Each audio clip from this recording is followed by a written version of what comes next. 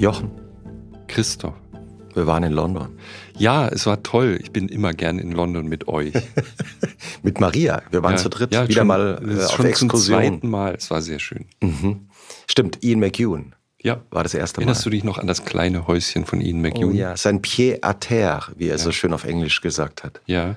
Dieses Mal sind wir in ein anderes kleines Klinkerhäuschen gegangen und ich werde nie vergessen, es gab so ein Rohr, wo es so rausdampfte. Es sah wirklich aus wie im 18. Jahrhundert in London, diese kleine Seitenstraße, in der wir waren. Leichte Edgar Wallace-Vibes. Und wir kamen rein und dann hingen an der Wand ganz viele Andy Warhols und sie waren nicht aus dem Postershop, glaube ich. Die waren auch groß. Ja, und die waren, glaube ich, sehr teuer. Ja. Wir wurden empfangen von der Managerin von Bryan Ferry, den wir dort besuchen konnten. Und jetzt gibt es Leute, die Bryan Ferry verehren wie einen Gott des Pop und andere, die überhaupt nicht wissen, wer das ist, weil sie erst 20 Jahre alt sind. Wer ist es nochmal eigentlich?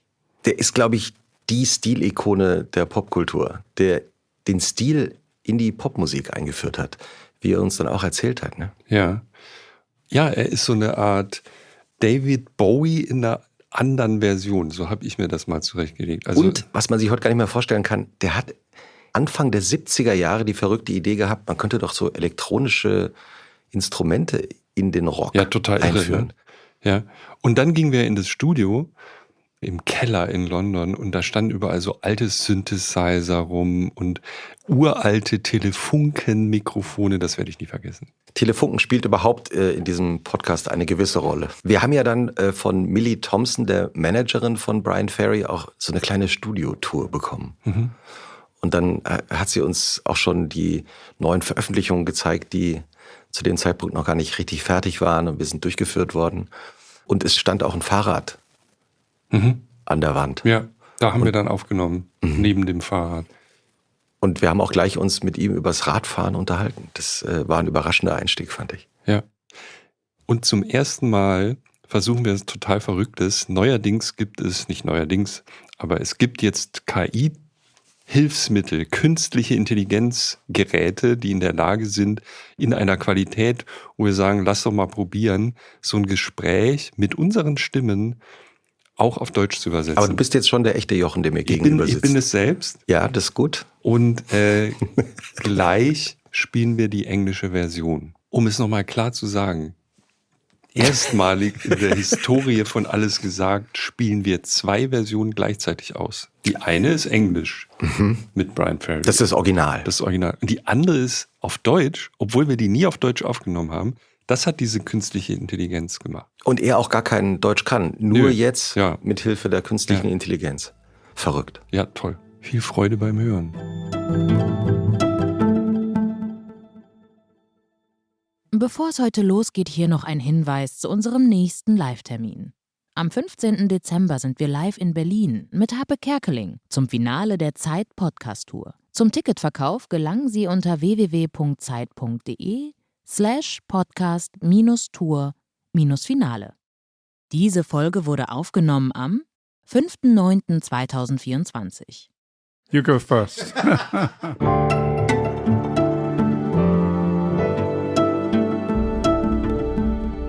The Gentleman of Pop. He's a singer, a songwriter, an author, an artist, a creative director, famous for his suave visual and vocal style and his humor. People were drinking wine and having fun. It was like, wow, this is amazing. It wasn't like Newcastle where it's cold. We're eating coal, you know. It's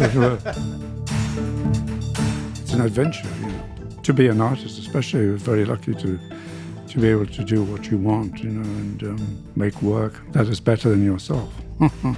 That's the idea. I said, hey, this is sounding quite good. We need to get a tape recorder. we didn't have a tape recorder. I'd play the keyboards and keep my mouth shut. It's a good story, that. So we have a lot of younger listeners who are not aware of the style of these days. So the whole glam thing. They haven't lived. It's a very good question, though. I don't know. I have to ponder that one.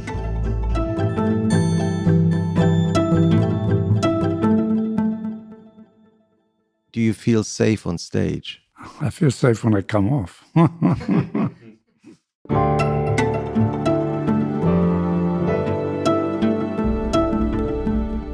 Welcome to Alles Gesagt or Enough Said, the endless podcast that goes on until our guest decides everything has been said. Today's guest is the commander of the most excellent order of the British Empire, the artist and art object, the style icon, the co-founder, frontman and visionary of the band Roxy Music, the singer and songwriter Bryan Ferry. Welcome. Thank you. Lovely to be here. Well, thank you for having us. This was the voice of Jochen Wegner, the editor-in-chief of Zeit Online and co-host of Alles Gesagt. And with us in the studio today, Jochen, as always, Maria Lorenz Bokelberg, our producer. And this is Christoph Arment, editorial director of Die Zeit. And this is an exciting episode for us. It's a premiere for us because for the very first time, we're in the studio, in the music studio, recording studio of an artist. That's right. We're here in London, and Bryan Ferry kindly invited us to his studio, to his place. We're sitting here in the basement, just nearby where all the great music happens. So you're on tour, right? And there's a bike behind you. Yes. I just saw that racing bike. Sadly, it rarely gets used. It was a gift from a music promoter. Years and years ago. But you did build your own bikes as a boy. As a boy. Yeah, I was very keen on cycling and cycle racing, and I was kind of an avid fan of the Tour de France, and I still love watching it. Actually, it's one of the great sporting moments of the year. Yeah, and it's fun to watch. What's the great thing about beautifully photographed by the French cameraman? Yeah, it's great. Yeah, what's the great thing about biking? Oh, to me, growing up, it was it seemed very glamorous. You know, there were such great shirts with lots of sort of logos and slogans on them and stuff. Eddie Merckx. It's very colourful. Jacques Anquetil, Eddie Merckx. And, but you built Tommy Simpson, the British writer. You built your own bikes and did some races. Did build their own sort of bikes, but you wanted the best of, the best chain set or handlebars or all this, that, and the other. And you put it all together and created your individual bike. Yeah. Before we forget this, we have to explain what we are doing here. This is an infinite podcast, so it will just go on until you decide. I'm not sure I have as much stamina as you. I'm more of a sprinter. You are in charge of this, so you can end it in any minute by saying a word. So you decide upon the final word. In German, it's Schlusswort. So it's like the final word that is said in the podcast. And you have to choose the word for yourself and tell us the word, of course. And the second time you actually using that word, the podcast recording will stop immediately. So you just need one word that you probably won't use during a conversation, but still a word that you would remember when you're willing to stop the conversation. Because if you don't say that word... So you want me to tell you the word, right?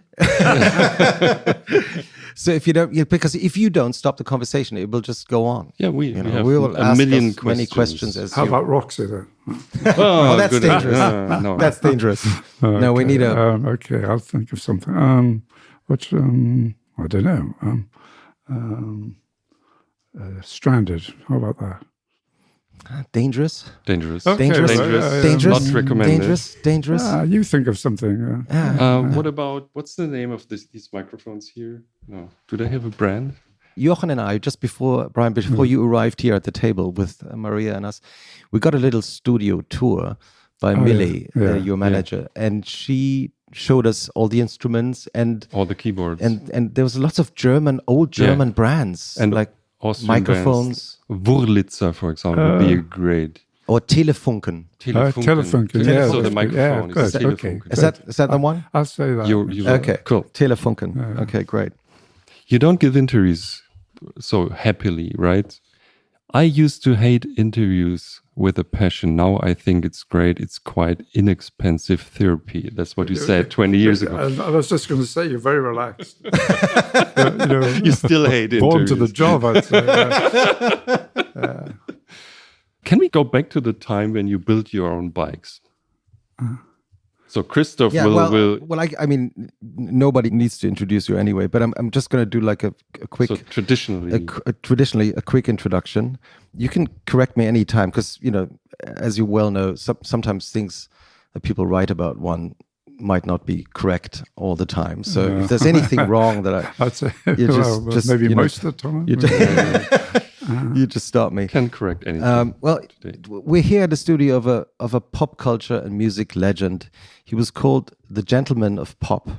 And with his band Roxy Music and his solo records, he's influenced the world of music, culture, and style for over 50 years. He's a singer, a songwriter, an author, an artist, and a creative director in many ways. He's famous for his suave visual and vocal style and his humor. It was him who said, other bands wanted to wreck hotel rooms. Roxy Music wanted to redecorate them. And then there's the music. There's songs like Avalon, Virginia Plain, More Than This, Love is the Drug, Slave to Love, Don't Stop the Dance, Kiss and Tell. And of course, his number one hit single, Jealous Guy. That was actually influenced, if I remember correctly, by a live gig in Germany, in Dortmund. Yeah, in Dortmund, yeah. What that happened? was the first time we played the song, and it was just after John Lennon's sad death and tragic death. And we did it as a kind of one-off tribute, but there was such a great reaction from the crowd there. So thank you, Dortmund. The following, when we got home, we said, well, maybe we should make a record of it. And we did. And it was a big hit for us. It was such a beautiful song. Yeah, and... why did you pick it in the first place? Why? Yeah. I don't know. Certain songs reach out to you, they strike some kind of resonance, some chord they strike, and it's hard to say why. You don't evaluate them and kind of marks out of 10, but you just certain songs move you, or you feel a shared emotion from the artist, and that was one of them. I thought it was great. He did that with Phil Spector. I think it was one of his solo records. Wall of Sound. That was his sound. So no wonder Roxy Music were inducted to the Rock and Roll Hall of Fame. And I mean, you have millions of fans all over the world. In Germany especially, your soundtrack for the TV show Babylon Berlin was very much celebrated. And there is a cameo appearance in one of the episodes of the show. So anyone who hasn't seen that episode from, I think, 2017, go check it out. He's in the show. And one of the things, just to be transparent about it, is that I have to say just at the beginning of our conversation, we met a couple of years ago through a friend of ours, and I interviewed you for Zeitmagazin Mann. It was a beautiful cover story photographed by Simon Emmett. And since then, we've been meeting each other frequently. And this conversation actually happens because we met in Italy this summer, and you told me about this very special project that's going to be released in end of October. I have a mock-up. It's not printed yet, but I have a mock-up of this project right in front of me. It's called Retrospective, and it's a selection of your solo recordings from 1973 to 2023. So it's 50 years. Yeah, it's a lot of work. 81 songs. Yeah. So we chose the songs and put them into kind of categories to try and make some sort of order out of it. So there's an album of my own, collection of my own compositions, and then there's a covers selection, and then there's the first disc one is kind of the most popular songs, I guess, hits, and so that kind of thing. And then there's the jazz collection, taken from the jazz age, and bittersweet. And Yeah. And then there's what's it called, the rare and unreleased category. It's kind of like the Olympic Games, isn't it? And then, the last, and there's a few unreleased things, including a new track that is part of a set of work that's coming out next year, which is a collaboration with an English artist, painter called Amelia Barrett. And there's actually one song that you did with her and Nine Inch Nails that's already out now. It's called Star. That's it. Yeah. It's beautiful. How did this collaboration come about? I mean, you wouldn't expect Nine Inch Nails. Yeah, Trent Reznor and Atticus Ross from Nine Inch Nails.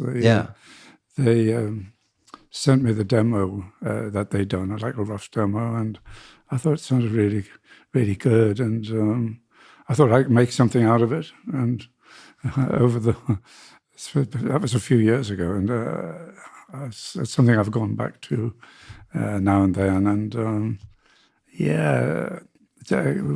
collaborated with Amelia.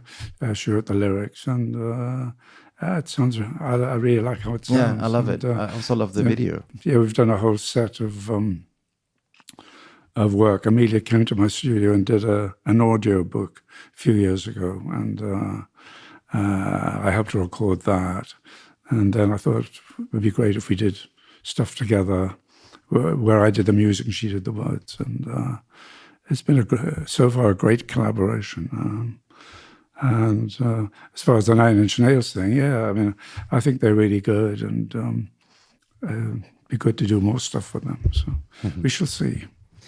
Now, you were born on September the 26th in 1945 in a small... Seems like yesterday, doesn't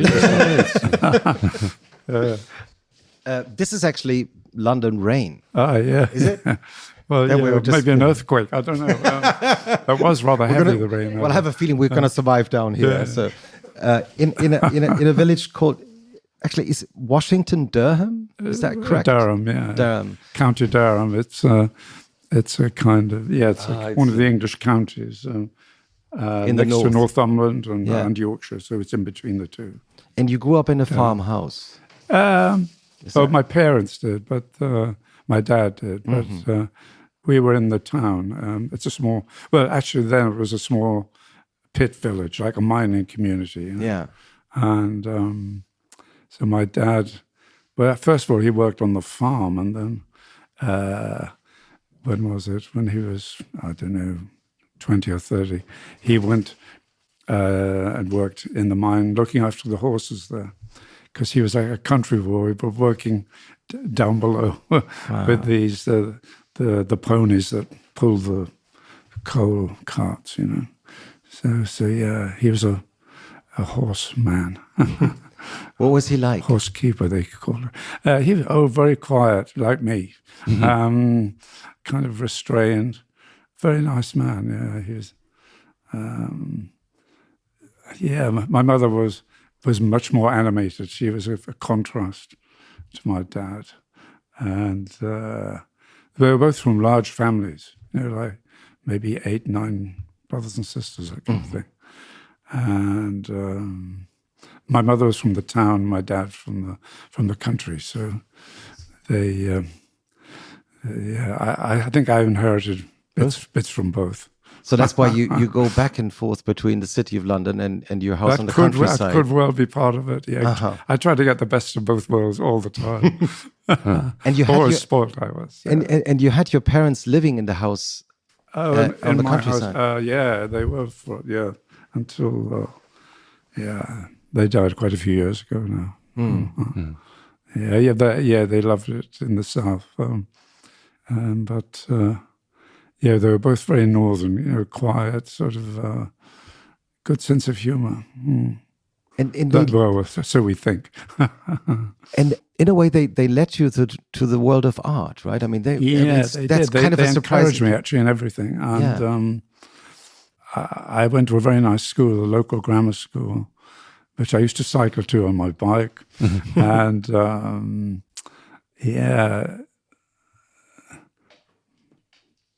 They didn't pressure me to, follow a career in, medicine or the law or something like that.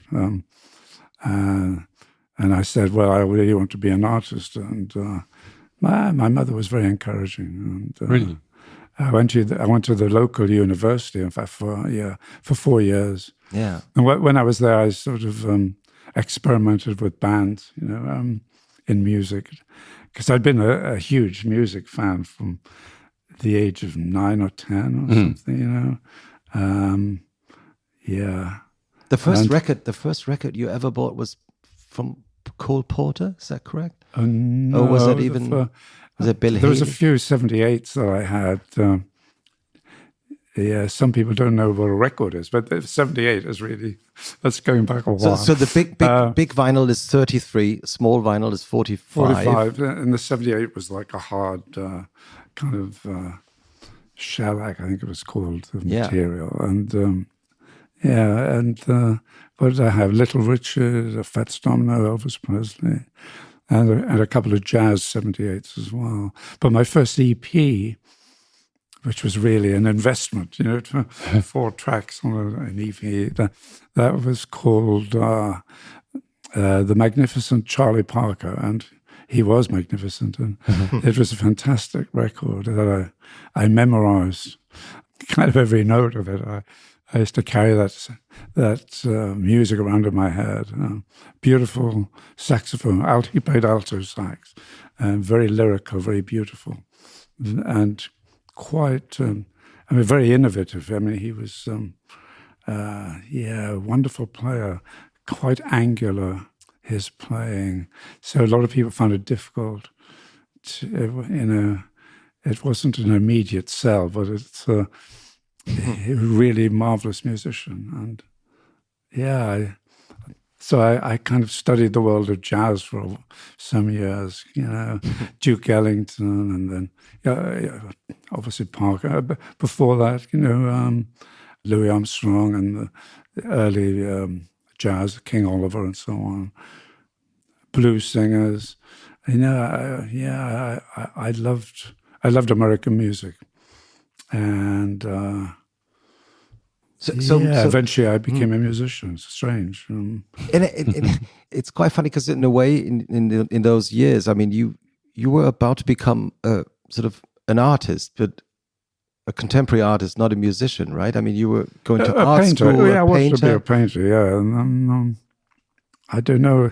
One of the moments when I felt I changed what I wanted to do is I hitchhiked from Newcastle, where I lived and where I studied, down to London to see Otis Redding, Sam and Dave, the whole Stax music, Stax Roadshow it was called.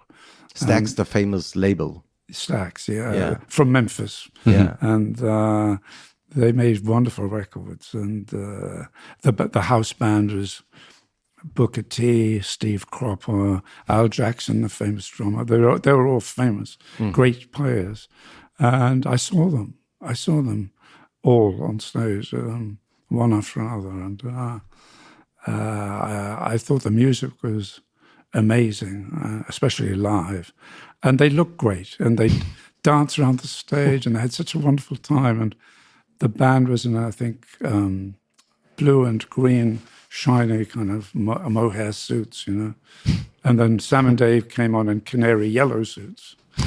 And then Otis Redding finally came on in a kind of bright red, like scarlet suit. Right. And boy, it looked amazing and sounded amazing. And I thought, this is what I really should be doing.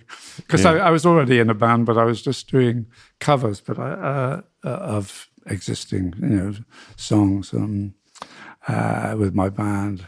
And when I got my degree, I kind of moved to London, started writing songs. And then I thought this really could be my destiny, to do this. Because I was expressing myself, my own thoughts, my own feelings in the songs I was writing, and gradually put together a band. First of all, it was me and the bass player, Graham Simpson. Graham was wonderful. He was a huge jazz fan, a big fan of Eric Dolphy, who sort of avant-garde sax player, who came after Charlie Parker. And yeah, Graham was wonderful. He was in my college band a couple of years before. And then in London, I said, hey, I'm writing songs in London. You want to come down? And he came down, and we were kind of a band. And then one day I was speaking to a friend of mine who was an artist called Tim Head, who had been at college with me in Newcastle. And I don't know if you know who Klaus Oldenburg is, the American pop artist, a sculptor. He'd worked with him one summer, and Tim was the one who'd turned me onto the Velvet Underground. Oh, really? A couple of years before. So you had the record? Tim was very cool. He came back from New York with the record. And he lived in the same building, and he played it. Listen to this. I really like that. It's so funny about that Velvet Underground record, because it only sold, there's this famous saying, right? It only sold to 20,000 people, but they all formed bands. That's right. It's a good story, though. You were one of those. Maybe 10 people. Anyway, Tim, I told Tim I was doing songs and making music, and I said I wanted to kind of incorporate electronic stuff into it, like, did he know anyone who had a synthesizer? And he said, yes, I do. He's a guy called Andy Mackay from Reading University. And so he introduced me to Andy, who came to my house just down the road here, actually, where I was living. And he came with this synth. It's next door in my studio. Yeah, we saw them all. And you still have that synth? Yeah, with it's called a VCS3 synthesizer.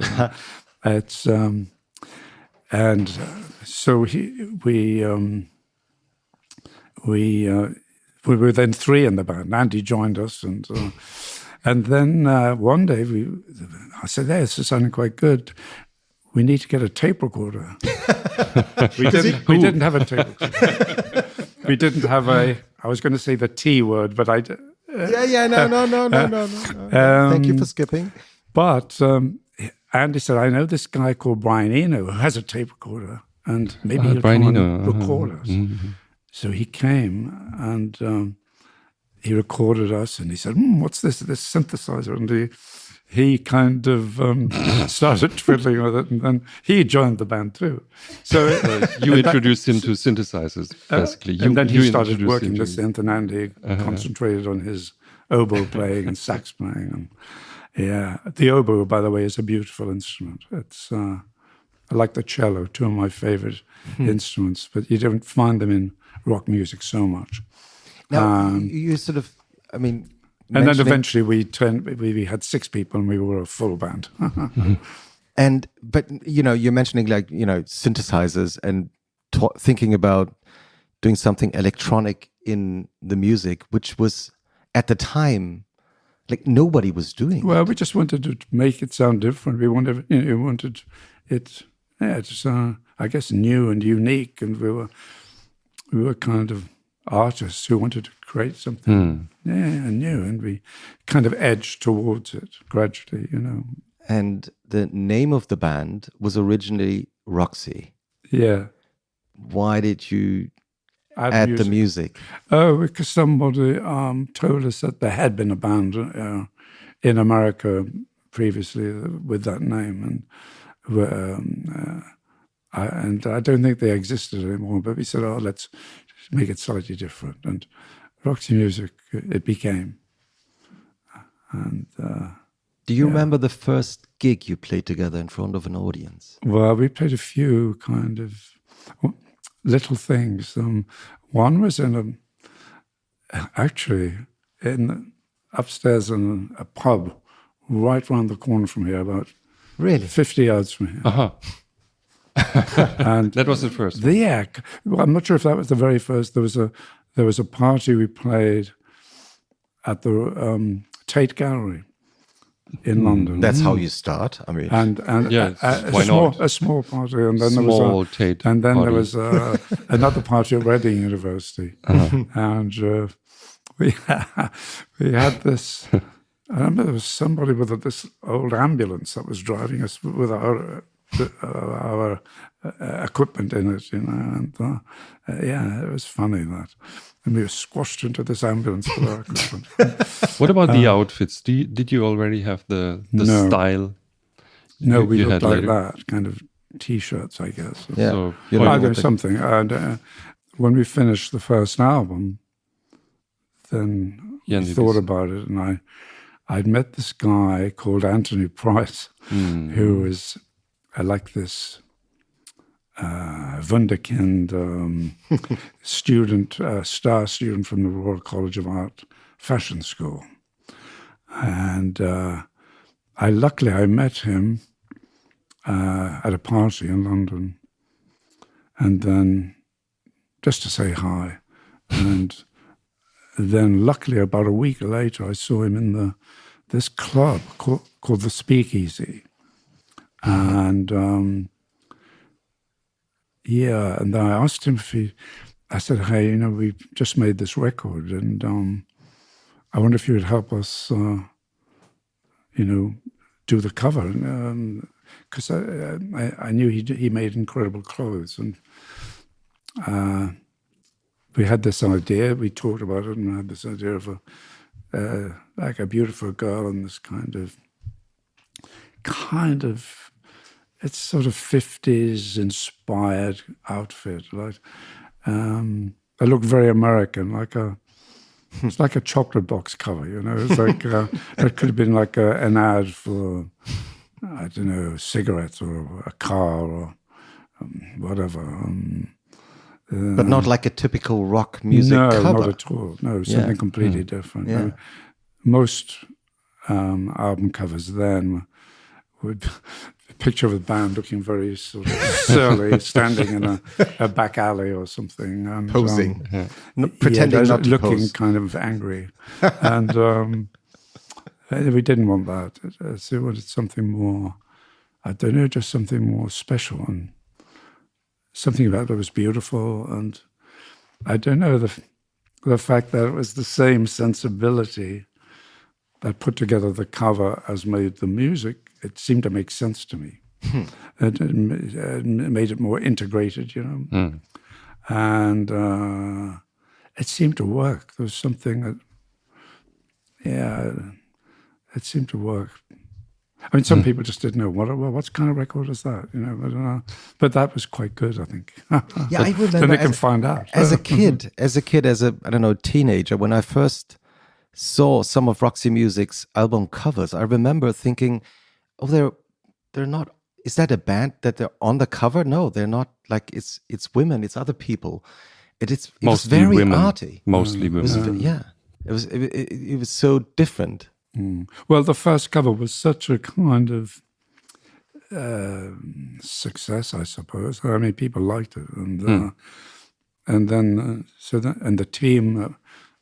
It was Anthony Price, the designer, and Carl Stoker, the photographer, who was American, and I guess German-American, and Carrie Ann Miller, who was the model, and Nick DeVille helped me with the typography.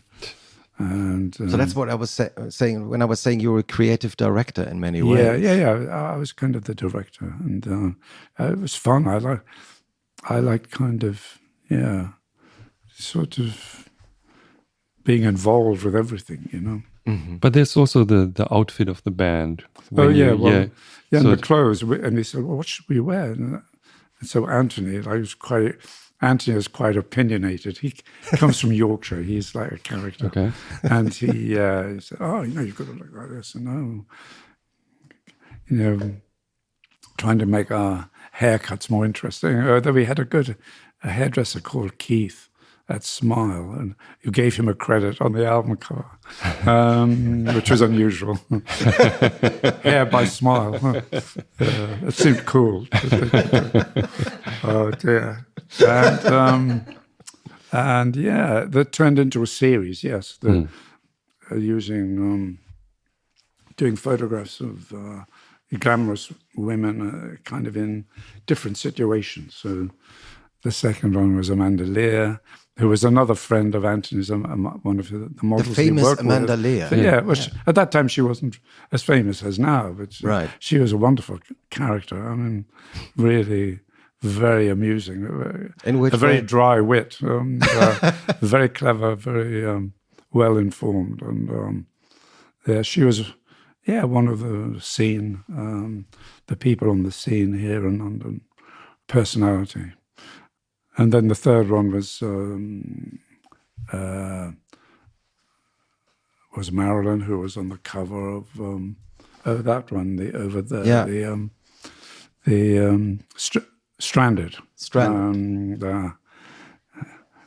And I'm very happy. We didn't choose that as a keyword. Like stranded in the jungle or something like after like some sort of abandoned in the jungle, and waiting for Tarzan to appear or something. Who knows? Now, for us to understand how avant-garde Roxy music was at the time, I just recently watched a documentary about Camden, produced by Dua Lipa, who was also from Camden. And she had, she was interviewing lots of different musicians, and one of them was Nile Rodgers, who happened to strand in Camden in the early 70s. And he tells this story on camera that he was stranded in Camden, and one night a woman he was staying with said, "Oh, I'm going to see my favorite band. Would you like to come with me? It's a new band. They're just very new from London. They're called Roxy Music." And then he went to the concert, and he was blown away by the music, but also by the visuals, by the way you dressed, the way you moved, the whole idea of Roxy music on stage. And he, on camera in this documentary, he says, "I called my friend back in New York and I said, we have to do something like the Black Roxy music." And then they came up with He Chic. called Bernard. Bernard Edwards was the great bass player. Exactly. His partner in Chic.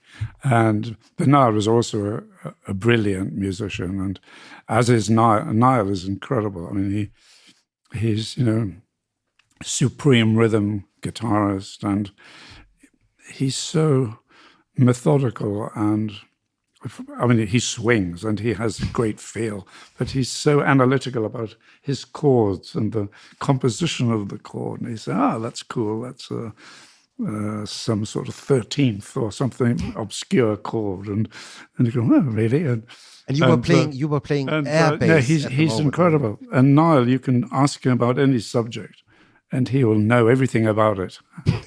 He's brilliant. And very, very, very funny, and a great. Made some great records. Can we describe? So we have a lot of younger listeners who are not aware of the style of these days. So the whole glam thing. Maybe they haven't lived.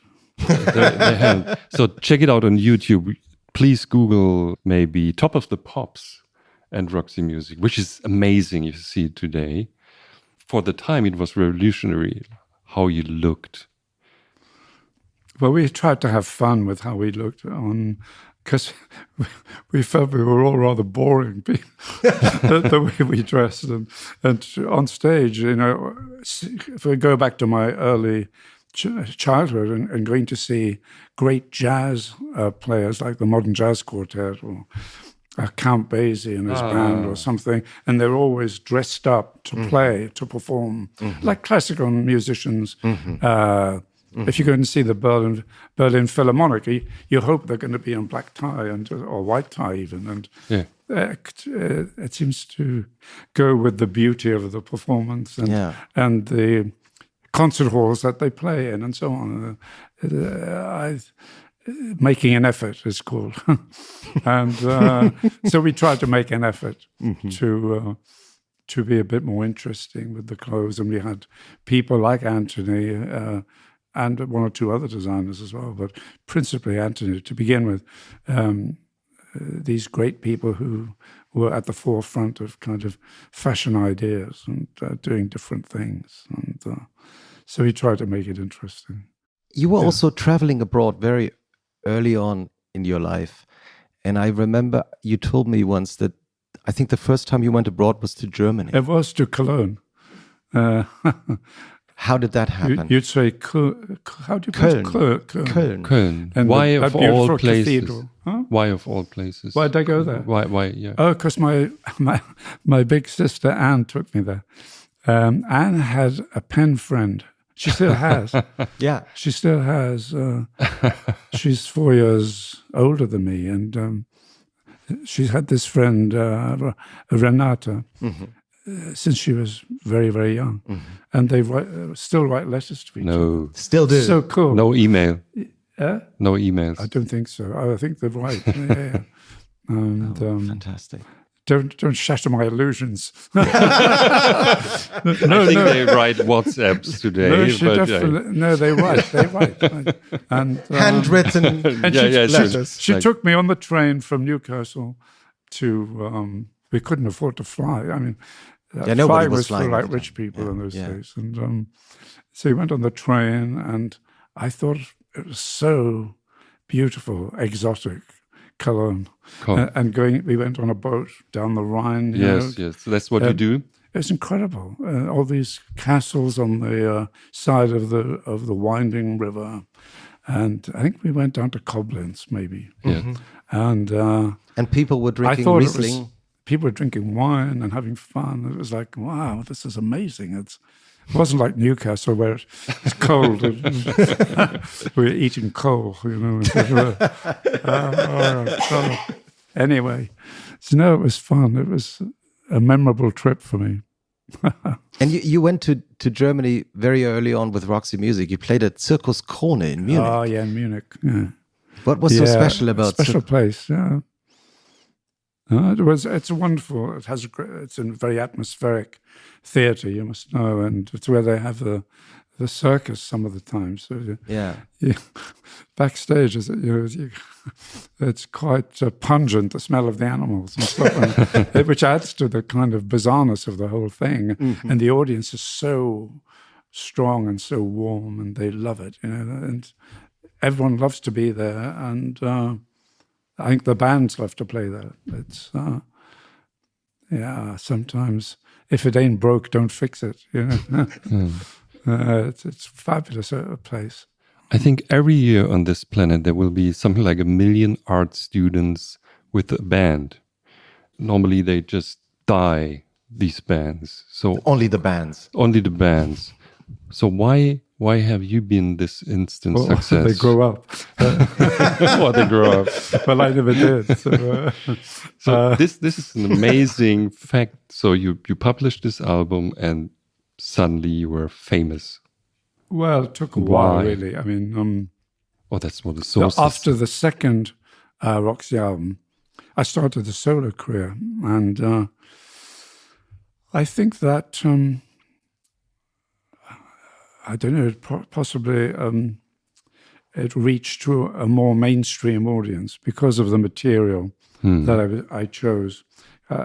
I thought it'd be interesting for me after the second album, where I felt I'd made a statement as a songwriter on the first two Roxy albums. And then I don't know, I really wanted to make another album immediately afterwards because I just liked the process so much.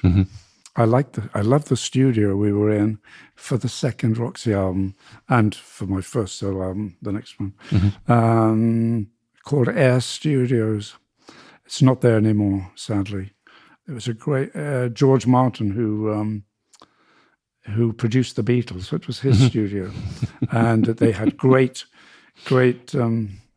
technology, great microphones, great desks. Everything was fantastic. Very good engineers, really good guys in white coats who made sure that everything worked. White coats. I wouldn't say the T word, but no. Thank you. They had that kind of stuff they there, had and You're teasing us, Brian. Don't do this. We are nervous. It was a great studio, and when we finished For Your Pleasure, Roxy album number 2, then I just thought, I thought maybe it'd be cool to do an album of songs written by other people, just songs I liked from the past, from there was a Beatles song I did, a Stones song, and like Motown, a bit of everything, and even a song by Leslie Gore, who was a kind of a camp icon. A friend of mine had her record. I remember when I was a student, Mark Lancaster, who was a great artist, and who eventually lived in America for most of his life after he graduated. And he was very into Leslie Gore, and so there was a bit of everything. And I did one of those beautiful old songs from the 1930s, which became the title track, These Foolish Things. And that's a song from a total other era. It's not rock music. It's something different. So that was a challenge. And it all seemed to kind of work effortlessly. We did it in maybe 2 weeks, the whole thing. There's a new guy I was working with called Eddie Jobson, who's a young violin player, keyboard player, excellent, brilliant musician. And he subsequently joined Roxy later that year. John Porter was the co-producer with me, who was an old college friend.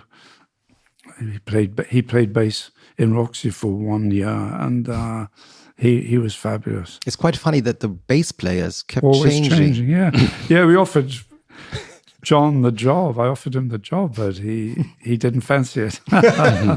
He wanted to do other things. He was more into American music, and he eventually went to live in America, in LA, and then New Orleans. And he got a Grammy, I think, or at least one Grammy for his blues recording. He recorded blues artists. And a very funky guy, John. And I worked with him recently, actually. He was here last month. Oh, yeah. And so it's fabulous to have continuity with people from your past, as well as the new young people I work with as well, who are very important to my kind of world of musicians and people I work with. Where was I? Oh, so you were talking about being successful. Yes. I think this record, These Foolish Things, it had the first cover I did. You have to explain this. Do you have an album list at the table, right? So, and we can see all the album. Yeah. It's a list of the albums from the solo career. Cool. Which is kind of what we're talking about. The first track we did on that was probably the best cover I ever did.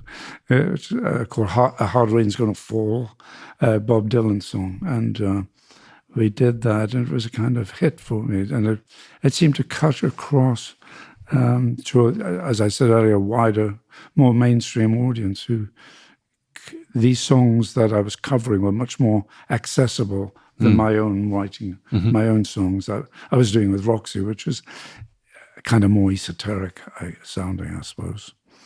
And suddenly I found I had this parallel second career, which is under my name, but I still felt my main job was Roxy, and where I was doing my own songs and working with these great group of people. With the solo career, it wasn't one group; it was all sorts of people, from here and there. And I met loads of great, like Nile Rodgers, say later on, David Sanborn, David Gilmour, or Mark Knopfler. A lot of I was lucky to work with a lot of great people, and some of them are less well known, but still wonderful players. And it's like in tennis; you're as good as the person you're playing with. It raises your game. That's the thing. You would say that's part of the success, that you kept doing music with new people, talents, always being interested in working with other people as well. Yeah, always try and be open to trying new things, and the diversity has always been kind of interest to me. To doing things like the jazz albums I did, and that was kind of a, what's he doing that for? And it's kind of because I like it, and I wanted to try out different things, and I felt that I like singing my own songs. I don't write that prolifically, but I also like singing other people's songs. I'm not the only songwriter in the world. There are lots of great songs out there. And as a singer and arranger and sometime producer, that's very interesting for me to work on different material that is not necessarily originated by me, but I can put some of my own stamp on it, maybe. There's a strange parallel people are mentioned from time to time, which is David Bowie and you. Did you ever meet in person? Have you been friends at some point in time? Or? I think we were both always busy. I met him a couple of times, backstage in London and New York. We were on the same bill in '73, it was, I think, when we were Do the Strand and so on, doing the For Your Pleasure tour. Yeah. We supported him at the Rainbow Theatre, and then he had a house in Mystique where I stayed there once. That was, I can't remember when, but then he lived in New York, mainly when I was living in England. But you started out at the very same point in time, right? No, he was about 5 years prior, I think. I think he started quite a bit earlier than we did. Yeah. But sort of contemporaries. Yeah. My sources that I can't reveal tell me that he was a big... Your dubious sources. that he was a big fan of yours. Oh, I think he always said very nice things about us. Yeah. And there's one story been published in the beautiful book you did, including your lyrics, the lyrics you've written all over the years. It was published, I think, 2 years ago. Yeah. And the preface was written by James Truman. Yes, our mutual friend. Our mutual friend. And he tells this story about you playing in New York years and years later. Yeah. And James is in the audience. And he suddenly realizes there's someone else in the audience who knows all the lyrics, who sings along while you're performing on stage. And he turns around and it was David Bowie. Yeah, I'm sure it sounded much better. But it's a lot of words in that song. Mother of Pearl, he was talking about. And he seemed to like what we did. And he subsequently, of course, went on to record a few albums with Brian Eno, who was in Roxy. And first. They're good records. But so did you inspire each other? Did you look at him? I don't know. I think at that time, there's quite a bit of competition, I think, between bands. There was a competitive edge, I would think. That, you could call it inspiring because he did really good records. So, yeah. I think. Jochen had started to mention the visual side of your work and the album covers you did with Roxy Music. Of course, one of the most famous album covers you did was in 1974. And you were wearing, today it's not a revolution, but at the time, nobody would do it. You would wear a white tuxedo. Yes. At a swimming pool in Los Angeles? Yeah, it might even have been 73. 73. And that was at the Hotel Bel Air, where I was staying. And Eric Bowman was the photographer. Wonderful Eric. He was another Royal College of Art student. Who became a fashion photographer. And I was wearing a white Anthony Price tuxedo.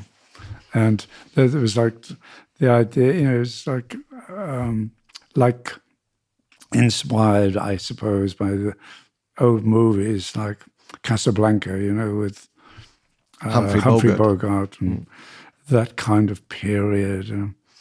We like that look, and yeah, it's a kind of uniform as well. And he says, "Oh, men always look good in uniforms," and he subsequently did a kind of a GI uniforms a couple of years later, sort of like khaki-coloured outfit, which is that was the Love Is the Drug outfit. Album, yeah.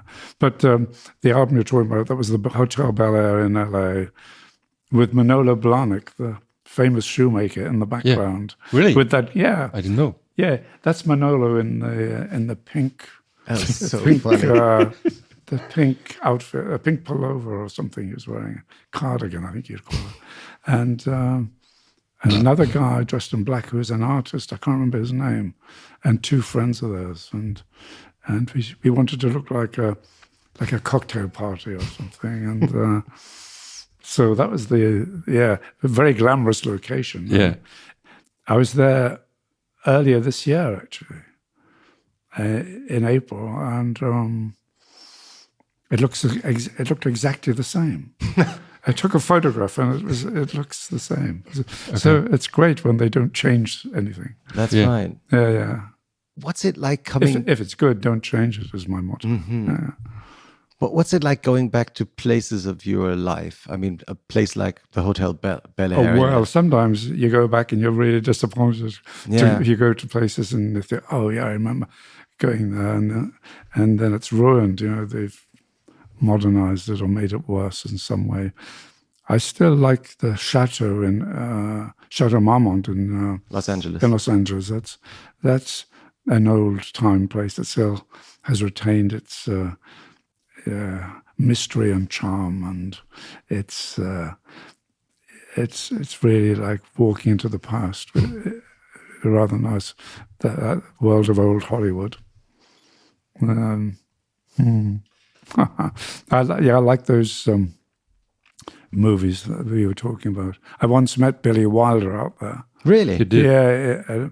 I had a couple of friends who were kind of, I guess, what you'd call Hollywood royalty. Like my friend's father had been a famous producer in the old days, and she knew all these people by first name. So let's meet Billy. Like, oh, Brian, do you know Lucille Ball, Brian?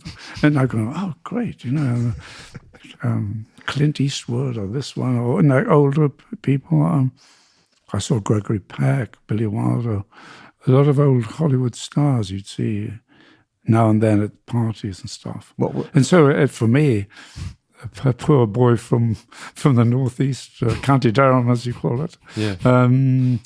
It was exciting to see these links with a kind of golden past, and the people who had inhabited the world of movies that had been so kind of inspirational to us in some ways, it was very good. Isn't it quite unusual? So you start out with this working class roots and you end up wearing a tuxedo somewhere in the US. So if you reflect this today, why did that happen? So was it your goal all the time to be glamorous and someone else? Not really. That was an album cover. But you had this life, right? So I think all the beautiful women on the covers were your girlfriends at one point in time. So you had a really glamorous... Steady on. No, well, yeah. I mean, one makes the most of one's life. You try and... It's an adventure, to be an artist, especially. You're very lucky to be able to do what you want, and to make work that is better than yourself. That's the idea. You try and I think it is the idea in some ways with whatever kind of work you're doing in the creative field. You try and do a good thing. And there's another contrast you mentioned before. So I don't resent my kind of background, my upbringing. Yes. Yeah, I'm very proud of my northern roots, and yes, I wouldn't change it really. Yeah. How did your parents talk about this? So how did they think about your career? What did they say? My father was amazed, I think, because he. Yeah. How did this happen, son? No, he never asked me anything like that. No, we talked very little. You talked very little. Yeah. He was very, very quiet, and he liked being with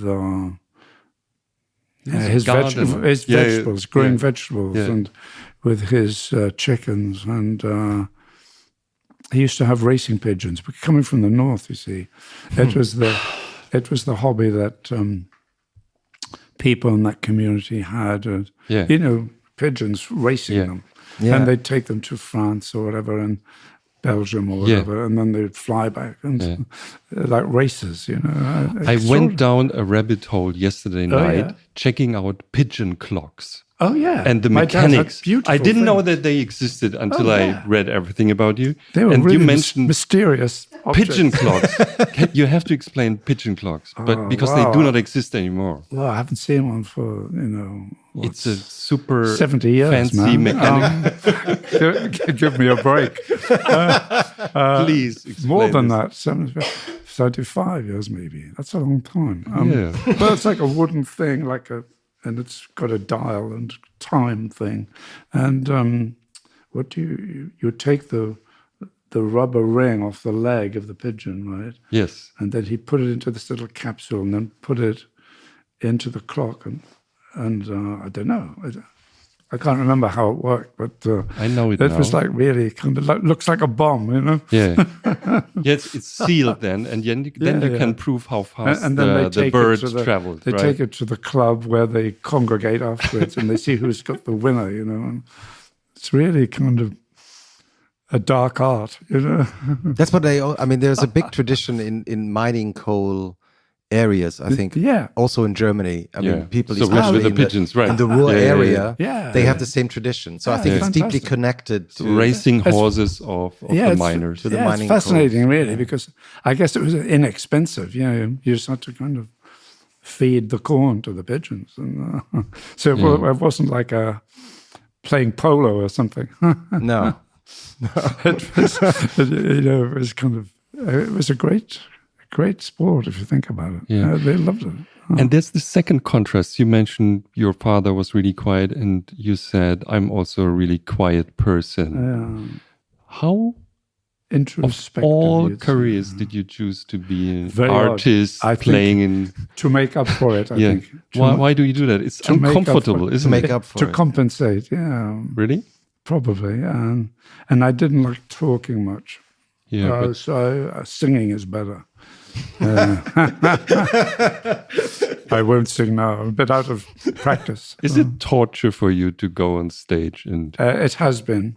Aha. It has been, yeah. But also incredibly uplifting and satisfying, and a great experience once.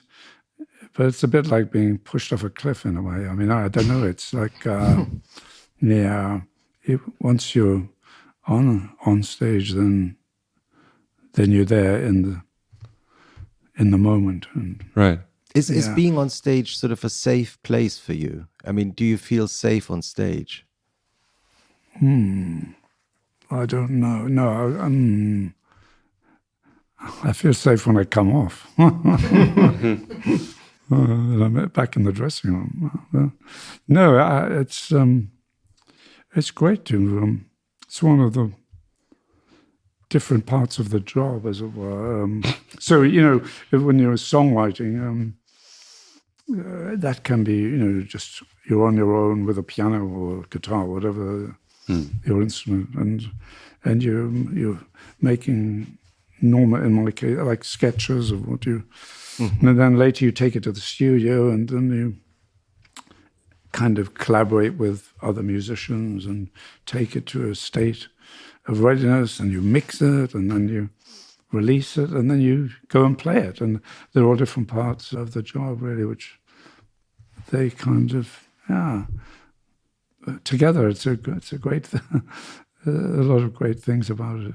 If you would close your eyes now and think about one of those nights where you realized, well, this is probably one of the best concerts that you did, what kind of memories come up if you think about the sort of one of the great concerts that you had?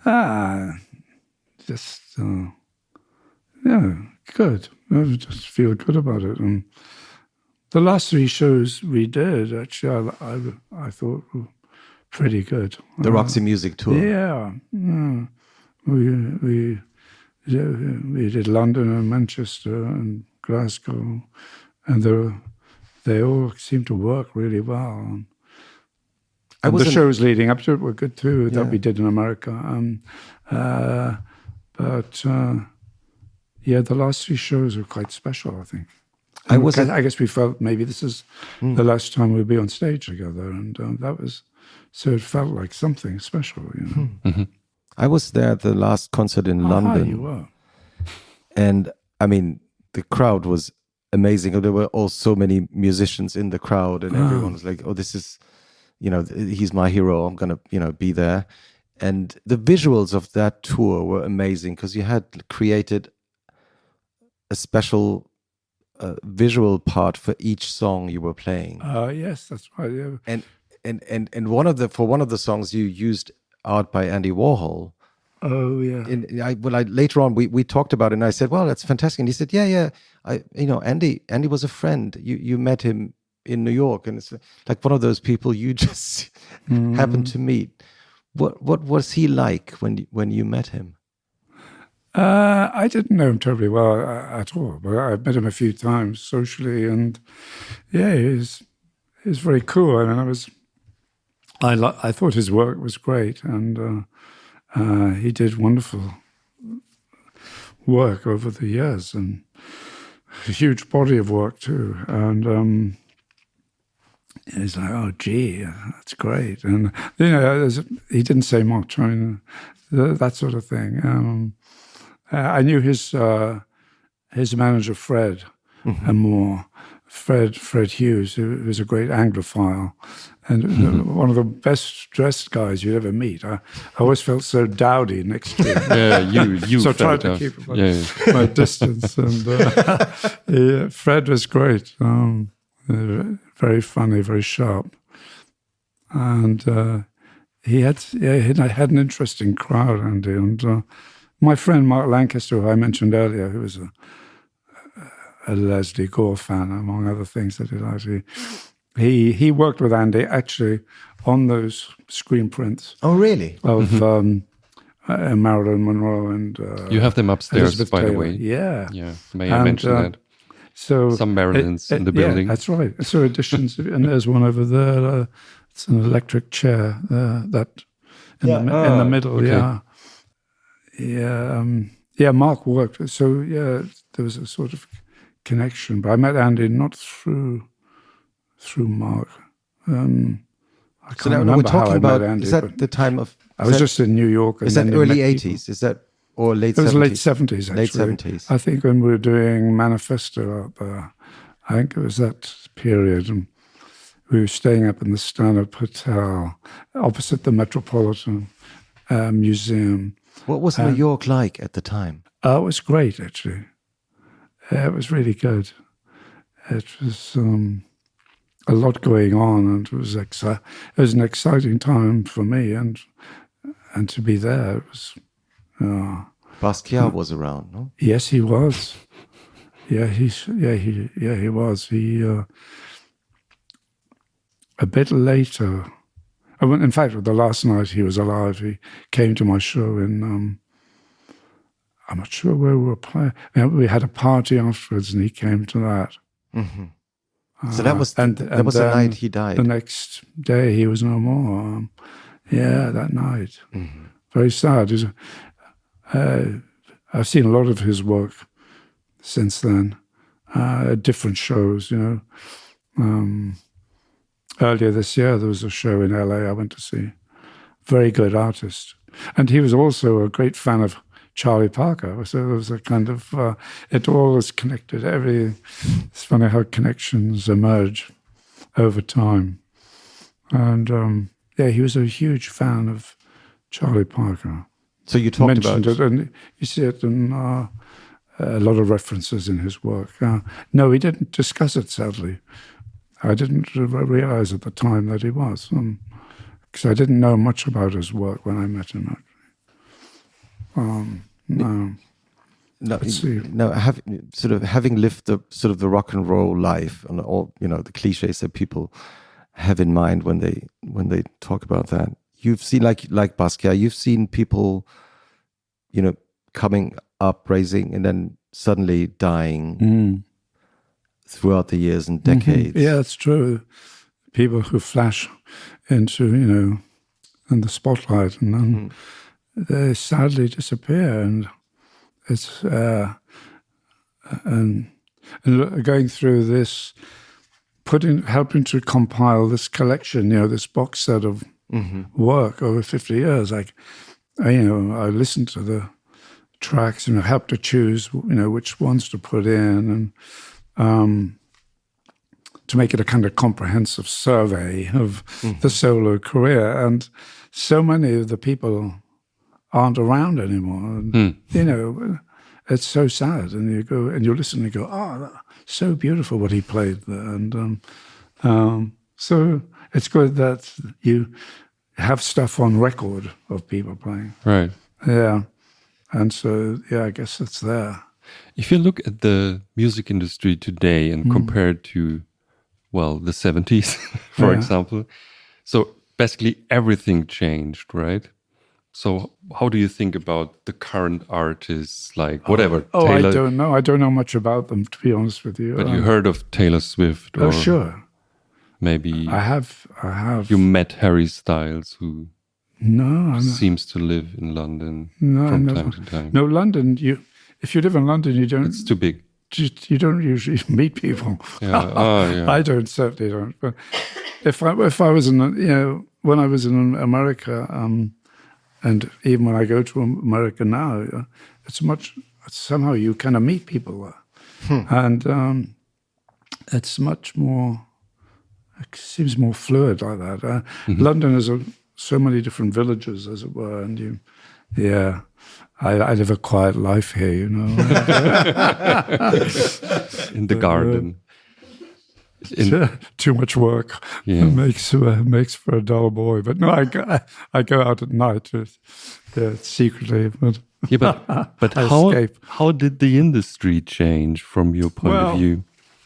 I suppose this smartphone. So smartphone. Well, yeah. I mean, that's and this. The computer and I don't know. It's, laptop. It's all changed. But there are great things about. You have a Mac in your studio. In the last the video that we did of the Star of the new record, the Star song. We did that ourselves on phones. You did. I won't advertise. Right. But, Yeah. Incredible, isn't it? I mean, and compare that with the early days of having a crew with kind of real film and incredible changes. The studio here, we can change tempos, change keys. We can do all kinds of things you could never really do before, and it makes the instrument of the studio so much easier to work. However, I'm a bit of a technophobe myself, and so I always have the young guys in the studio operate the computer, and they don't let me near it. I play the keyboards. Don't keep my delete it. shut. Don't delete it. We did a great recording. Yeah. And now we'll talk about his. It has changed an awful lot, and I'm sad about the record shops disappearing. Right. Yeah. I used to like going into a record store and just looking through and just discovering stuff, and you go, It's not the same. I know you can find it on computer, but it's not quite the same. So you experience. don't you use Spotify or something like that? Yes. You do? Occasionally, yeah. Okay. I think I've just about learned how to do that. What kind of music are you listening to today? I don't know if you're kind of doing music in the daytime, and in the evening I don't really listen. But I actually have I normally have the radio on, different channels or something. You know, I usually have a radio in each room, not here, but at home, and I hear stuff there. You know, like, mainly classical music actually. And I find that kind of educational because I never studied it, and I feel I wish I'd studied. I'd kind of learned more about classical music when I was younger. But I was pretty occupied with jazz and R&B, soul music, and everything else, and bits of other music. Like. I always liked Lotte Lenya, actually, speaking, and Edith Piaf, and all sorts of different, some music from musicals, like great songs from the past. I don't know. I like a lot of different things, but yeah, current, contemporary. I would. If I was in a quiz, I think I'd do pretty badly. But I'd appreciate it if it was good. I think I would like it, but I'm not very conversant with it. A couple of friends went to see Taylor Swift, and they said it was amazing. An amazing show. People who I wouldn't have thought, and they were surprised. Like Dylan fans or whatever, and they went to. So the Dylan fans really went to Taylor Swift. Yeah, a friend of mine. Okay. And I thought, they said it was an extraordinary, spectacular show. Apparently. So there you go. Good. What's the? It's great that there've been a lot of female artists coming through in the last few years, like a phenomenal. Talents coming through, and she is one of them, and she's the most popular one around. So there are all sorts. St. Vincent is someone you played with in the US. Yeah.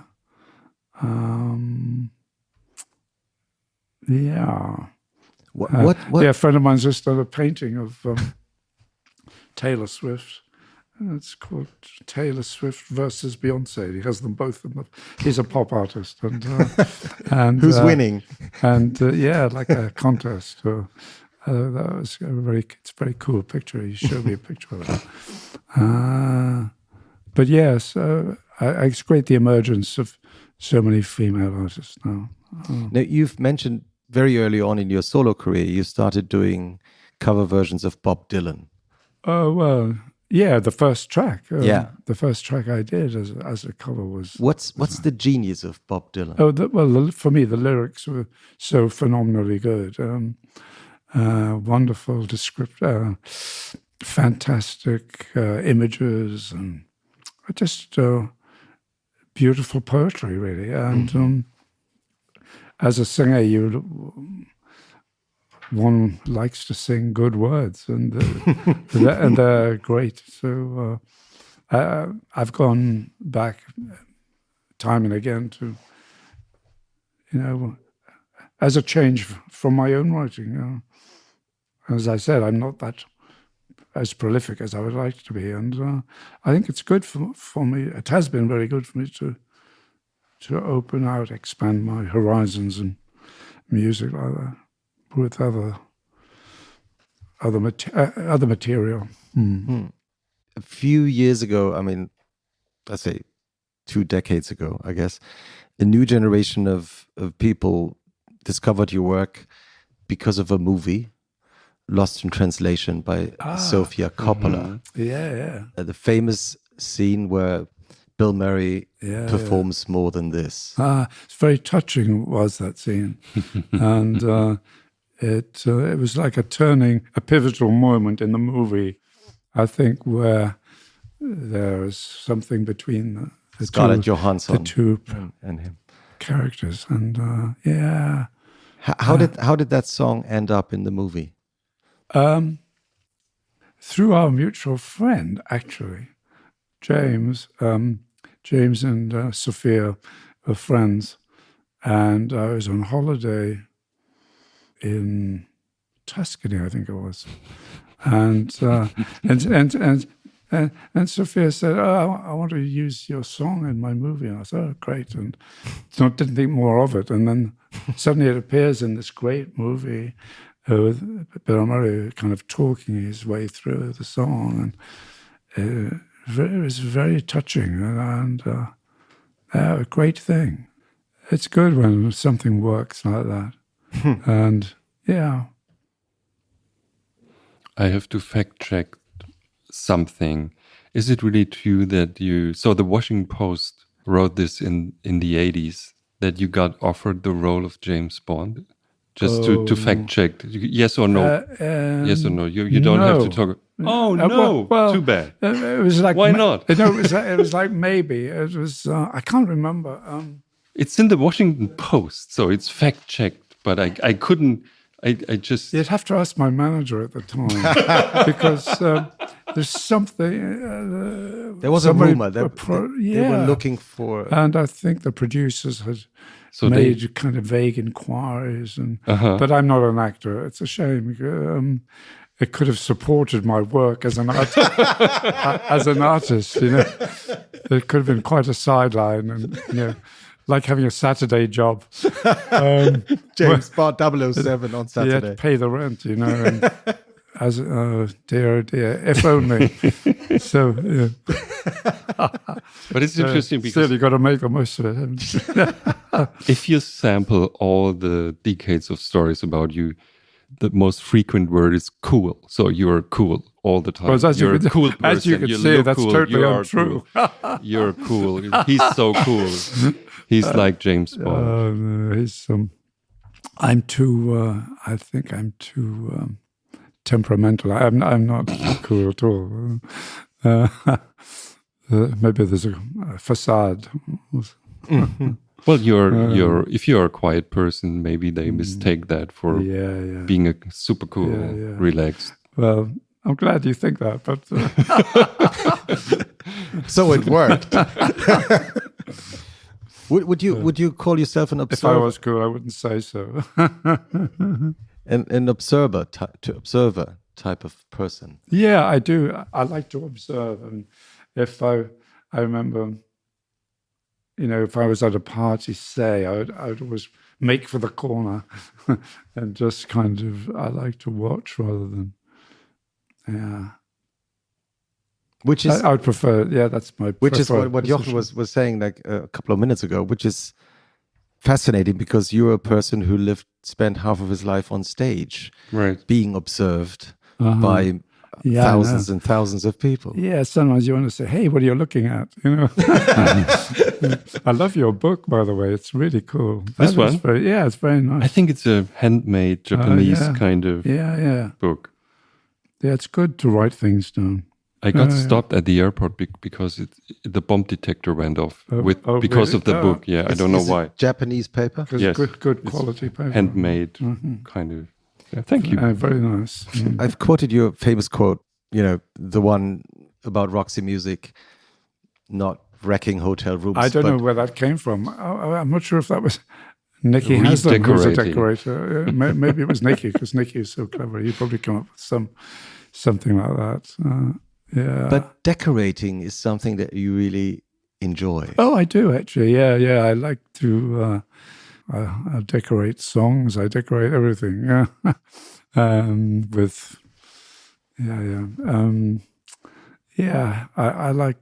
like fabrics, and I like furniture, and I like pictures, obviously. over the years, I've hoarded so much stuff. And it's kind of decoration. Yeah, I decorate my life with stuff. You know. What's the great thing about decorating? Oh, I just like to be in an environment that is kind of, that appeals to me. That I don't know. It's. I think most people do. Well, I'm not sure. I'm not sure. I mean, really? I don't think that so many some people are care aware. more than others. Yeah. So yes, if you walk into a hotel room, that picture's got to go. And sort of turn them to the wall. And I don't know. You become quite fussy, I suppose, with age, with great age. And, but as a teenager, you worked at this tailor shop, or several tailor shops. Just one. Just one tailor just shop. the one. Yeah. And the High Street in Newcastle. Yeah, yeah. And tell us about that time. So obviously, it's not the normal thing to do. I was really hardworking. So I used to on the side. Well, every day in the week, I would, except for Sunday, I would deliver the newspapers early in the morning. And on Saturday, I'd deliver the papers, and then I'd go then I'd go home and put on a suit and go to the tailor shop and work there. And then in the evening, I'd come home and then go and sell the evening newspapers. They're called the football papers, right? With the football results. Saturday night, right? Exactly. Yeah. So in Newcastle, it was the Newcastle Evening Chronicle and the Sunderland Echo. That's it. And the Sunderland Echo was pink, and the other one was black and white. And and there were two papers, and I'd have a huge bag full of them, and go to around the pubs, and the men would buy the football paper. Selling it. Yeah. And they'd give you big tips depending on how drunk they were. So, so that was very remunerative. So you would go a bit later, just like the later you went, the more tips you got. I should have done a song and a dance routine, and I would have got more, maybe. And so I worked hard, and the tailor shop was good. It was like you were 16 was like or something, right? Yeah, it was a different world. And my first suit I wore when I went to Cologne in Germany. And it was like, very smart, a three-piece suit. Right. Which color? It was like a tweed, actually. It was a tweed suit. And you wore it when you came to Germany, wearing a suit coming to Germany? A tweed suit. Tweed suit. I guess not many German teenagers. My sister showed me this picture, and I've got these binoculars. I must be really? At the boats on the Rhine or something, Right. Looking at the castles. It was also the time of the teddy. I think the teddy boys. Yeah, that was right. I used to play billiards, snooker. In this pool room, kind of. Yeah. And all the teddy boys used to. So please explain teddy boys for the Taylor Swift generation. They're kind of gangs of guys, and they wore these Edwardian suits, like long coats, right, and like maybe velvet collars, right, and thick crepe-soled shoes, right, right. And that was the kind of uniform, and thin bootlace tie, like the laces, and they were kind of like tough guys, like hard fighting guys, and I was the grammar school boy in my blazer, sort of trying to fit in, or not be noticed, and I was tolerated. Okay. So But I went to this. I've told this story so many times about going to this the first rock and roll tour of Europe was by Bill Haley, Bill Haley and the Comets. There was a film called Rock Around the Clock, right? That was his hit. That was probably the first real rock and roll hit. And there was a Radio Luxembourg competition. And we listened to Radio Luxembourg every night, because they played like American music. Mm-hmm. It was a pirate... At the beginning of rock music. Yeah, it was a pirate radio station, right? Radio Luxembourg. Yeah, partly from a boat. I guess it was. It came from Luxembourg. Yeah. And at the time. There's a competition, and you had to place in order Bill Haley's hits. And which one do you think Bill Haley would like the best, 1 to 6? And I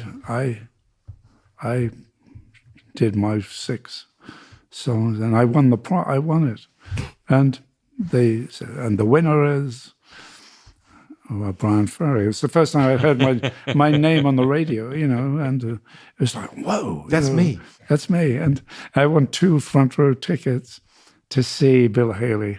And the theatre was full of teddy boys and kind of, people dancing in the aisles. The first time it ever really happened like that. And the electric music. Mm-hmm. Did you go with your sister? My sister, yeah. I took my sister. She was my chaperone. Which role did your sister play in your life? Because we've been talking quite a lot about her now in the last 25 minutes. Germany, and then Bill Haley. And my uncle Brian took me to the to see Chris Barber's jazz band. That was also, I guess, when I was 10 years old, 55, I think it was, and I saw the Platters, who was, they were a kind of vocal group, and that was at a different, all in the same period. The Boys to Men of their time. They had a huge hit with Smoke Gets in Your Eyes, actually. Mm-hmm. A beautiful song, which I later covered, probably as a result of seeing them, and so powerful a memory of this beautiful singing, fabulous. You've done so many great cover versions in your life, and on this retrospective compilation, one will find many of them.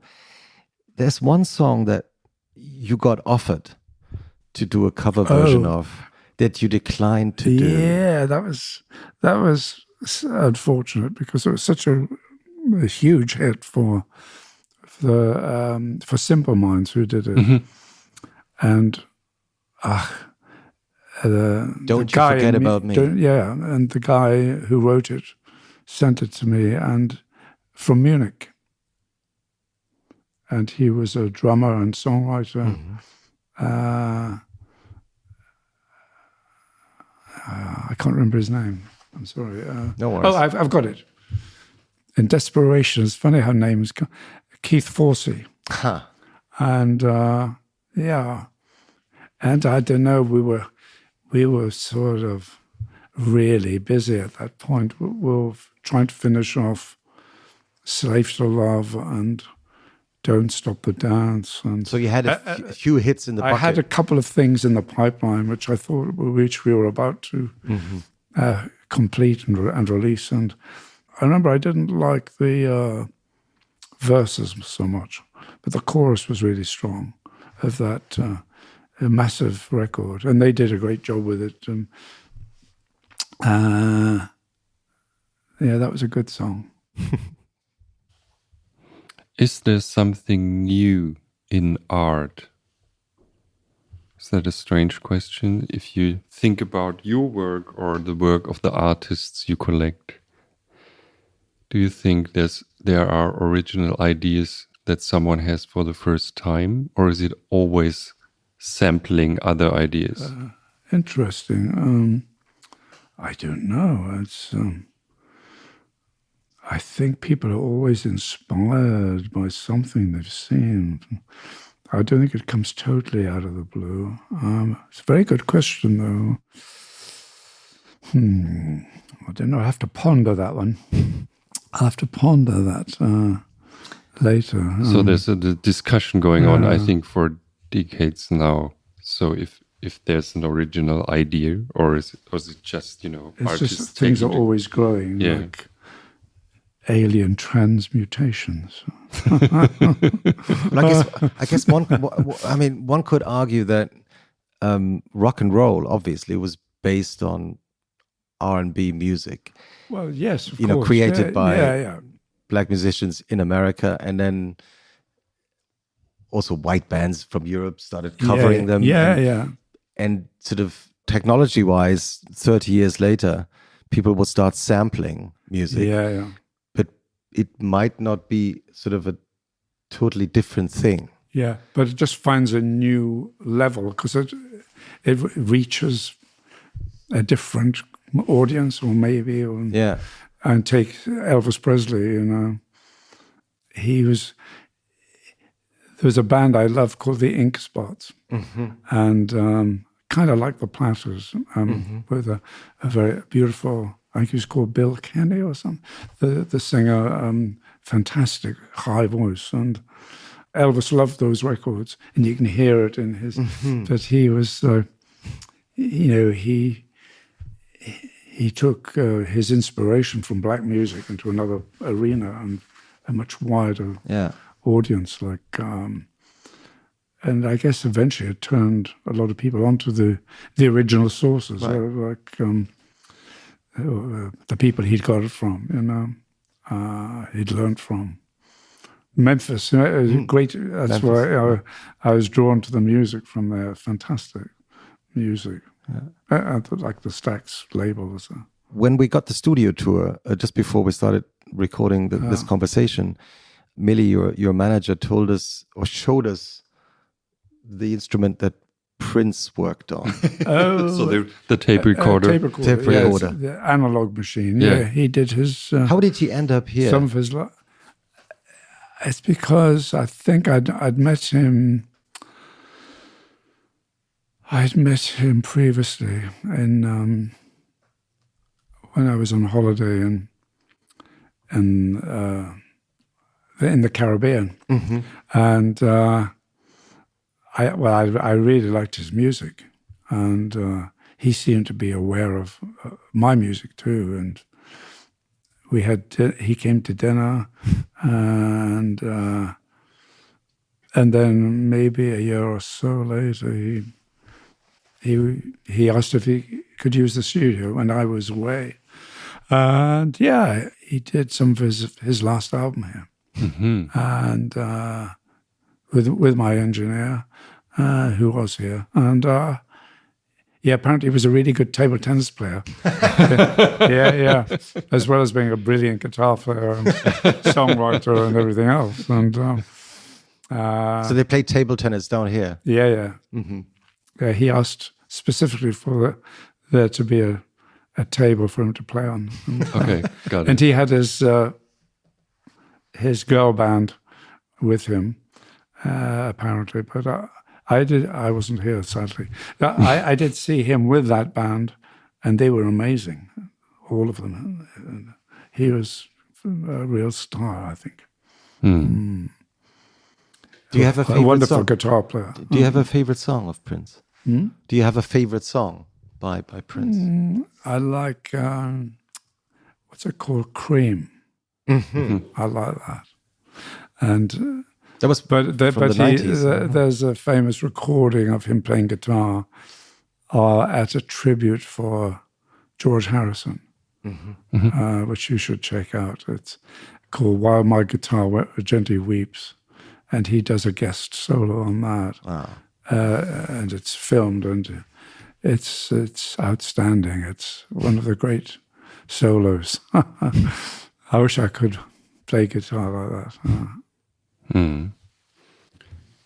There's a debate. So because you mentioned very often that you have been influenced by black music, and there's a discussion going on these days about cultural appropriation. What do you think about this? So should there be... Negative thinking, I'd say. It's negative thinking. Kind of.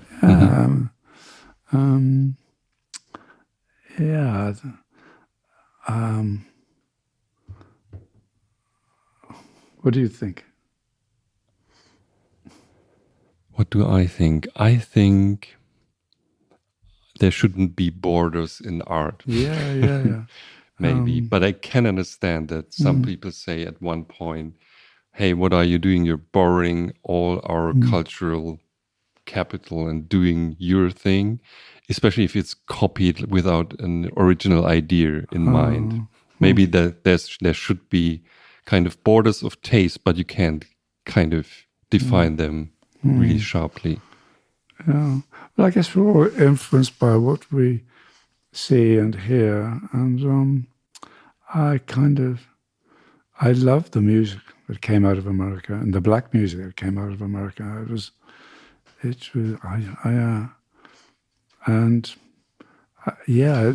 huge influence on me and my certainly a lot of artists in my generation. You know, people. You know, I don't know, Van Morrison, Eric Clapton. I think David Bowie. A lot of other artists were. You know, we were probably all listening in our various homes, listening to the same music. You know, and a lot of good stuff has come out of it. Christoph. Yeah. Should we play a game? Yeah. There's a tradition in this podcast, and every guest, even Paul Auster, the writer, or whoever. So all of our guests played this little game with us. Yeah. It's very simple. It's I read words to you, like dog or cat, and you have to decide immediately which one you choose. So if I would say dog or cat, you would choose. Oh, you're asking me? Yes, for example. A dog. Perfect, that's the game. Okay. It's called A or B. And so I read a lot of, of these pairs to you. And if you would like, you could answer really quickly. And so that's the game. There's some brain science behind this. So if you do it really fast, it's totally different compared to if you are super slow and thinking about it a lot. Yeah. So that's all. That's the game. And there's an extra thing that if you don't want to play this game, why do you play this game? Oh, for fun. For fun. We started at the beginning, and so all the listeners love this. And if you don't want to answer one of the questions, you can just say next. Oh, okay. That sounds easy. Yeah, but there's a limited number of next. You can say like it's 10% of the questions. So how many questions do we have? Because I have to count the next. It's 120. Okay, so I'm counting the next. So you have 12. Okay. You look really convinced. I'm not very good at games. Oh, well, let's try. Okay. It's like the 6 songs of Bill Haley. Yeah. So. Well, I'm good at that. Yeah. No. So I start with the pairs. Christoph, Jochen, ich wollte schon immer mal sagen, dass man als Hörer von Alles gesagt ein kostenloses Probeabo bekommen kann. Derzeit. Ist ja verrückt. abo.zeit.de /alles gesagt. abo.zeit.de /alles gesagt. Wenn man sich da anmeldet, kriegt man 4 Wochen die Zeit kostenlos. Gedruckt und digital. Wie man will. Ha.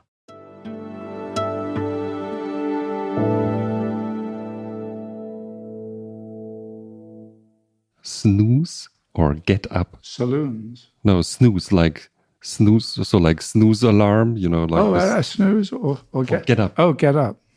Yes or maybe? Maybe. To be or not to be? Be. Order or chaos? Order. To share or to have? Have. Indoors or outdoors? Outdoors. God or no God? God. Sisyphus or Icarus? Maybe Icarus. Incense or open window? Open window. Man or woman? Man. Mother or father? Father. Patriarchy or matriarchy? Matriarchy. Ideal or real? Idea. Success or respect? Respect. Respect or happiness? Happiness. Respect or love? Love. Save or splurge? Safe. 1957 Studebaker Champion or 1957 Ford Fairlane? Champion. Studebaker. To know or not to know? No. To know or to Google? No. Monogamous or whatever? Monogamous. Old or new? Old or new? New. Shame or anger? Anger. Helmet or no helmet? Helmet? Helmet or no helmet? Helmet. Rent or buy? Buy. To do or not to do? To. Connected or disconnected? Disconnected. Vote or not? Won't. Early in the morning or late at night? Oh, late at night. Safety or freedom? Freedom. Speak or hold your peace? Hold your peace. Vegetarian or vegan? Vegetarian. Shrink wrapped organic cucumber or plastic free conventional cucumber? I think the first one. Thanks. I love the way you translated that into English. Very good. Amazing. It's my favorite. Soy or oat? Neither. One. Sugar or fat? Oh, sugar. Beer or wine? Wine. Okay, 125 milliliters or 175 milliliters? 125. Martini or Manhattan? Oh, martini. Martini or two martinis? 2 martinis. Ketamine or cocaine? Oh, neither. 2. Communism or capitalism? Communism? Oh, capitalism. Cash or Bitcoin? Cash. Homeopathy or aspirin? Aspirin. Mask or no mask? Mask. The wind from nowhere or the drowned world? The wind from nowhere or the drowned world? Oh, the wind from nowhere. To be rich or to look rich? Oh, look rich. I knew that you would answer that. London or Sussex? So predictable. Sorry? yeah, exactly. London or Sussex? London or Sussex? London. London or Newcastle? Newcastle. London or New York? New York. Flight, shame or train pride? Train pride. Rolling suitcase or no rolling suitcase? No rolling suitcase. Hoarder or condo? Hoarder. Music like a painting or a painting like music? Wow. Oh, music like a painting. Coolness or charisma? Coolness. Coolness or karma? Coolness. Vanity or humility? Vanity. Fame or privacy? Fame Pain. or privacy? Privacy. Pleasure or pain? Pleasure. Marcel Duchamp or Man Ray? Close call. Marcel Duchamp. Tim Head or Nick DeVille? Both. Tim Head or Nick DeVille? I withdraw. 3. Okay. 3. Wyndham Lewis or John Nash? Wyndham Lewis. Sylvia Plath or Emily Dickinson? Sylvia Plath. Yorkshire pudding or toad in a hole? Yorkshire pudding. Scotch egg. Very good. I like that. Scotch egg or sausage roll? Scotch egg. Electric car or no car? Electric car. Artist or rock star? I suppose artist. 60s or 70s? 70s. 70s or 80s? 70s. 80s or 90s? 70s. That's why we play this game, you know? 80s or 90s? What did you answer again? I answered 80s, I guess. Okay. Richard Hamilton or Andy Warhol? Toss up. Richard. Book or e-reader? Book or e-reader? Oh, book. Mm-hmm. E-reader or not reading at all? I guess e-reader. Gender neutral toilet or no toilet? Pass. 4. Guitar or piano? Piano. The Banshees or Gasboard? Gasboard. That was the first band. Just for the record. Spotify or record? Record. Record or CD? Record. Harry or William? Harry or William? I don't know. Harry or William? Pass, I think. 5. Oh. Catherine or Meghan? Pass. 6. Luke or Han? Luke or Han? Han. Yeah. What's Han? Luke Skywalker or Han Solo? Oh, Hans. No. Hans. I think Hans. Okay. Han. At red or at green? At green. Yeah, that's Pass. Yeah. red or green? 7. Green. Blue or red? Blue. Leather jacket or velvet jacket? Leather jacket. J.G. Ballard or Philip K. Dick? J.G. Ballard. Sherlock or Moriarty? Sherlock. Inspiration or stimulation? Inspiration. Immortal genius or death of the artist? Immortal genius. Originality or intertextuality? What's the first one you said? Originality or... Originality, yes. Okay. One-hit wonder or evergreen? One-hit wonder.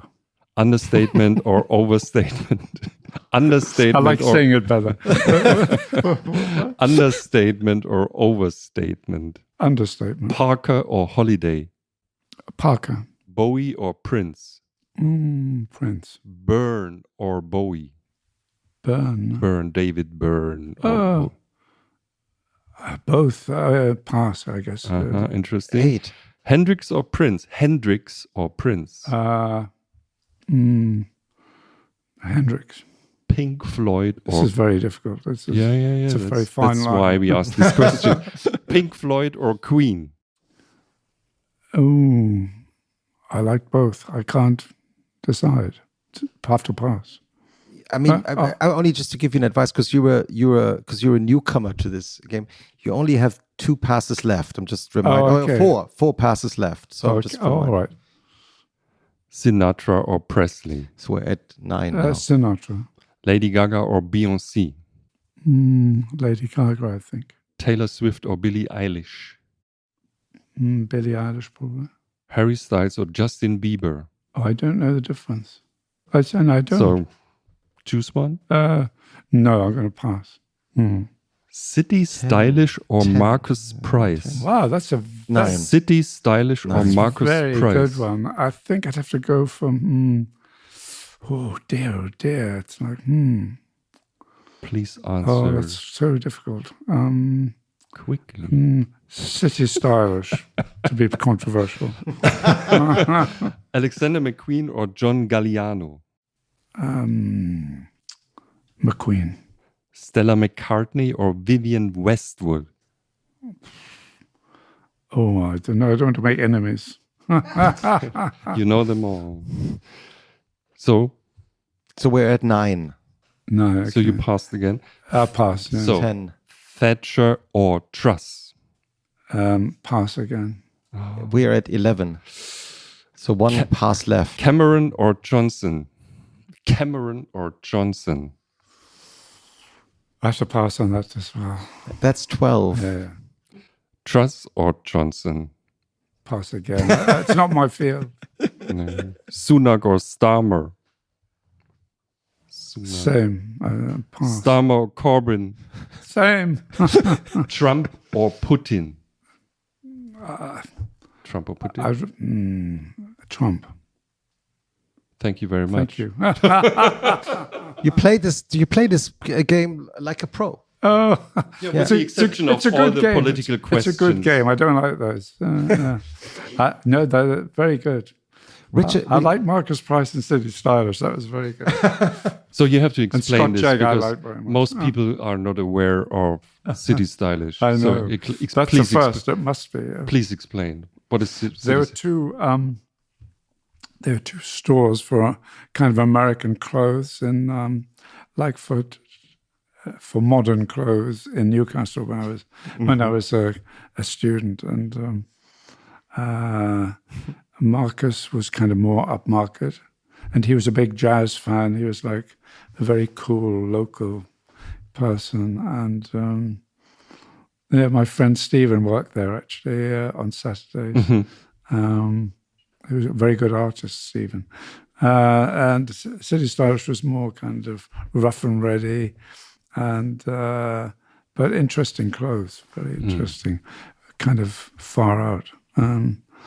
Yeah, very good. Like interesting. Why do some artists hate to talk about politics?